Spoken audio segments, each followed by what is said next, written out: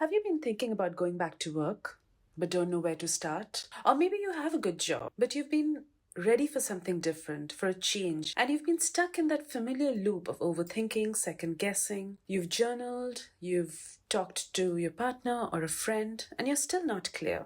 Or maybe you do know what you want, but fear keeps pulling you back. You know those thoughts? What if I mess it up? What if I'm not good enough? Is it too late to start over? And that's exactly why I've created the Clarity Toolkit, a free resource made of 5 simple but powerful questions that I use with my private clients. My clients who are women, mostly mums, professionals, who've finally taken the step to reconnect with what they want. They're all navigating career pivots, burnout, identity shifts, or that persistent sense of this just isn't it. I want more. I work with them to help them break the loop that they're stuck in so that they can start moving forward. Because more than the fear of failing, what really weighs on them is the fear of regret. Of waking up one day and realizing they didn't take the chance when they could, that they've been surviving and not really living.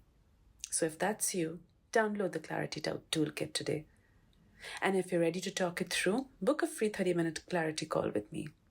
It's private, zero pressure, just a space to talk it through and figure out what's next.